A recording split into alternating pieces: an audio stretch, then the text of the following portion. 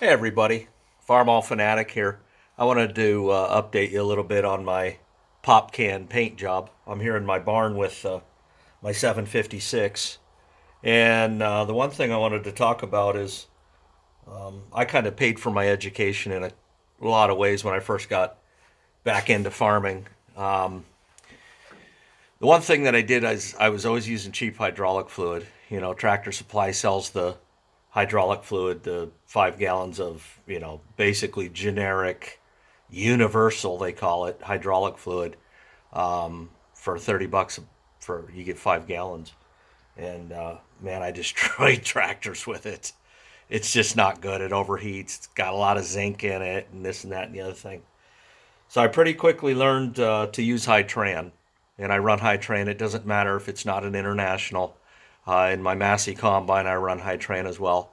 Another thing I learned was that using cheap implement paint, it looks pretty good for about 2 weeks, maybe three, and then it starts to turn pink. So, you do get what you pay for and a lot of different fluids that you will use on a farm. In, but I wanted to pinpoint exactly what I use for my, rattle can paint. And I get it from my local dealer. If I walk down the railroad tracks and go up over the hill, it might be a mile away. So I'm lucky from that perspective. But here are the cans that example of what I use. This is the red and the silver. The silver is really good for doing rims, even on like Massey tractors. It's really good. And then that's the red I use, the 2150 red. It lasts, Yeah, it's a pop can paint job, but the reality is it lasts. It doesn't turn pink. It's just as good as far as the wear and tear. If it was a professional job, yeah, it doesn't look as good as if somebody did a professional job on it. But you know, for a field tractor, it'll work. But anyways, that's it. It is expensive. I mean, it's about $10 a can. So you get what you pay for. If you want to go buy implement paint in a can, it'll run you about 5 or 6. But like I said, the coloring will not last. So I think what I'm going to do right now is maybe take you around the farm a little bit and show you some of the projects that I plan on doing.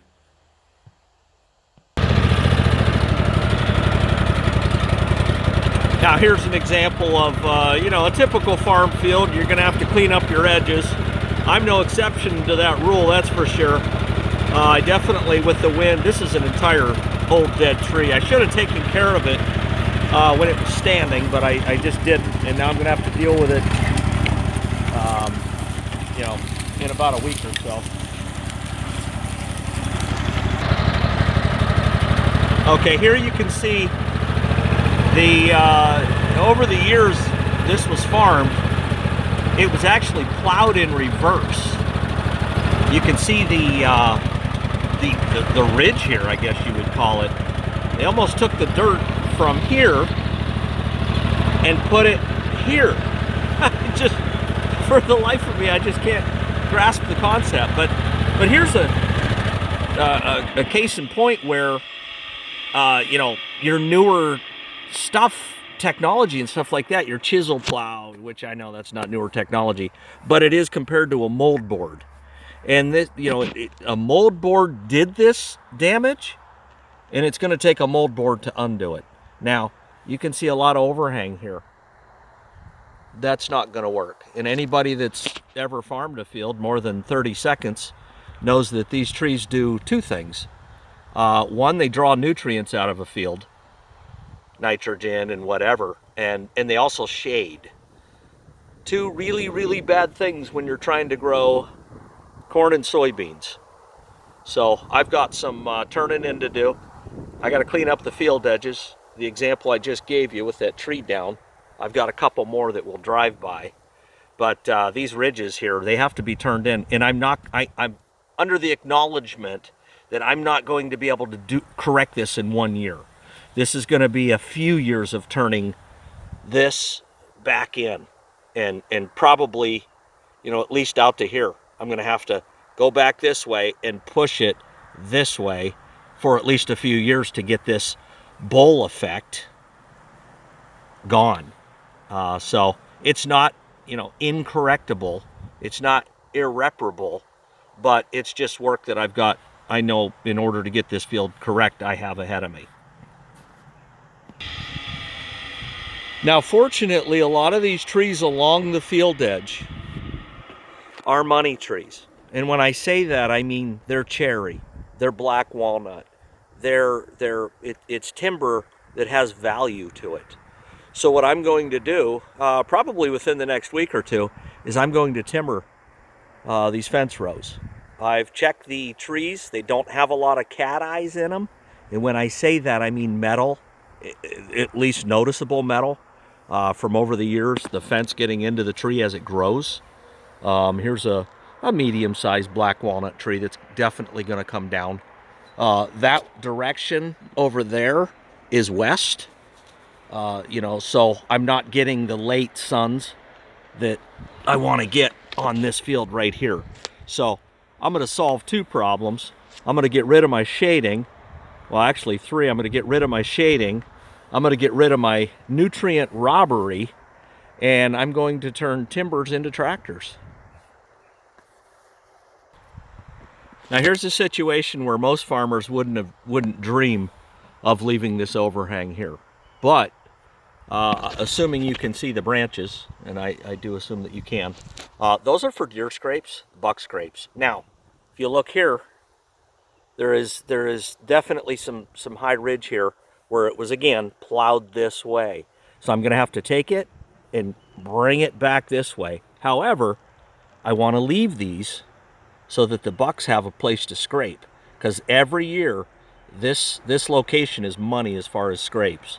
So I want to leave this here, but yet sneak the tractor through here with, say, a 3 or a 4 bottom plow, which I'll make tapes of, or videos of, tapes.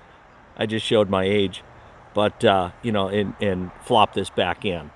So that's this end of the field. Let's carry on here. Here's just another shot at some of the cherry trees.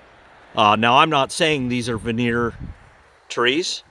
I'm not even calling them grade 1s, but there is some value in them, and the value is not keeping crops from growing right here. And that's pretty much what they've done for the last, 7-8 years, but I'm going to stop that. So let's carry on.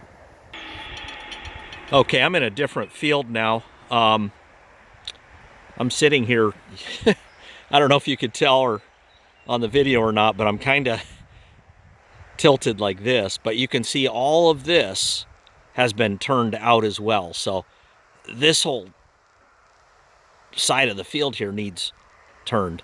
Also, there's a lot more trees here, and they're all cherry. Some of them are dead just because I've waited so long to have it timbered, but there was a while there, timber went up, and then all of a sudden the bottom fell out of it. But now it's definitely worth doing some timber right now. The prices are up a little bit. So, all right, let's carry on. You can see off to the right of me, there's a corn bean food plot there that I planted for hunting. And I will be running the combine through it.